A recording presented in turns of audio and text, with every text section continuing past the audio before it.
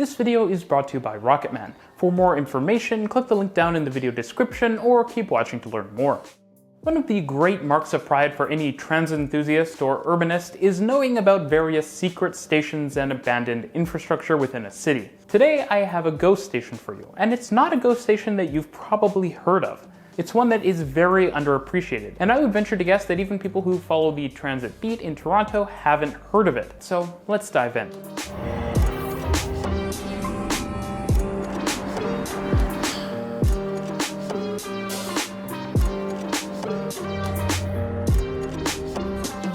So the station I'm clearly talking about is the Lower Queen Station, built for a hypothetical east-west streetcar stopbahn on Queen Street in Toronto, right?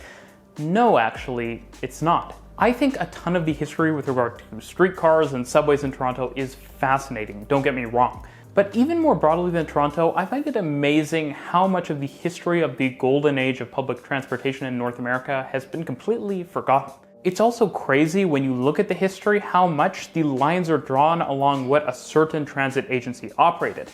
If you look for history of the TTC, there's tons of information, but history of what I'm about to talk about is a lot harder to find. Truth be told, even for me, there was a period where the history didn't really interest me. But truth be told, back in the olden days, we tended to do things in a really impressive way. This can either make you feel sad that we've lost all of that, or it can make you impressed that we were able to achieve so much with so little. So what is this station? I'll reveal it after a short message from our sponsor. Now, if you're fortunate enough to be located in a Canadian city, then you should really check out Rocketman this winter. Since chances are, if you're watching this channel, you're taking public transit on a fairly regular basis. With Canadian winter in full force, an app like Rocketman can be incredibly useful. That way you can check when the next train, bus, streetcar, or light rail vehicle is coming before you step out of your house and completely freeze solid. Of course, you can also use Rocketman to check the departure schedules for your local bus or train stops. And you can stay informed with real-time transit delay information and alerts right inside the app. Of course, you can also know exactly where your bus is with live vehicle locations, so you're always in the know about your transit network. Check out the link in the description down below and download Rocketman for iOS and Android today.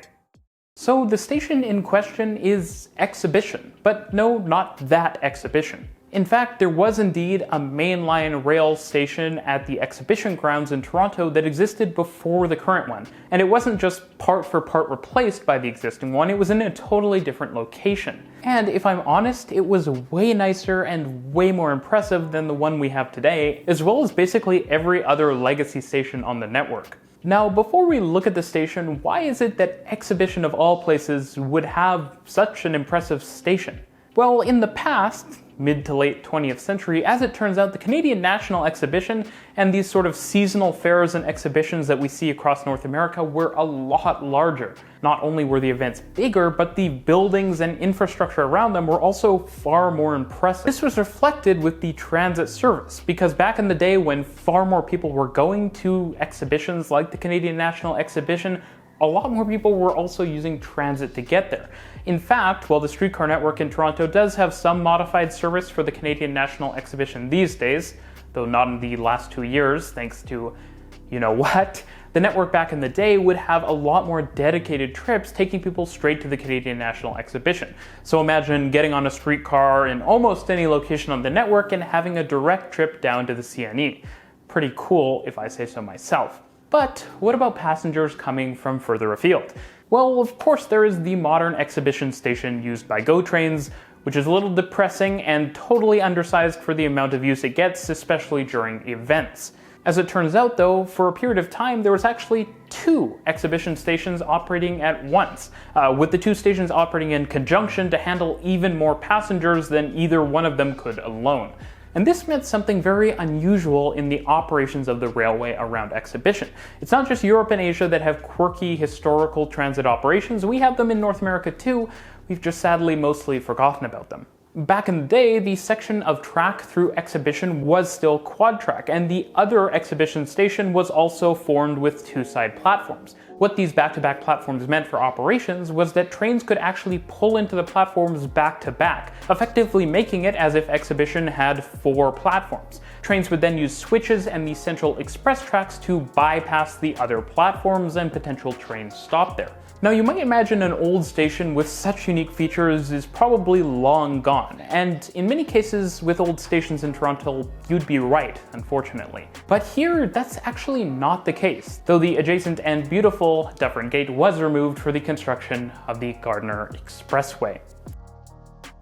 The station, which had wide staircases leading down from Dufferin Street, which is a bridge over the rail corridor, was located to the west of Dufferin. It had wide, seamless platforms that just started to curve a little bit on the western end of the station.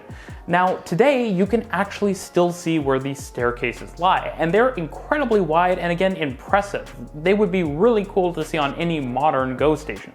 But now they're out of commission, with years of wear and tear and completely overgrown with plants. We don't build things like we used to. Fortunately though, in the case of exhibition, the future is actually quite bright. With the Ontario Line project, not only will subway service finally be available here, maybe turning it back into a major transit hub, but a new GO regional rail station will be constructed with 4 platforms, allowing trains on every single one of the tracks to stop and allow passengers to get off and transfer to the Ontario Line. This rethink also means turning the station into a substantial facility that actually bridges over the rail corridor rather than the tiny, undersized tunnel that currently serves the station. Plans also include extending the streetcars from the loop to the south of the mainline station further west all the way to Dufferin Gate and beyond. And so overall, exhibition is getting quite the transit revitalization.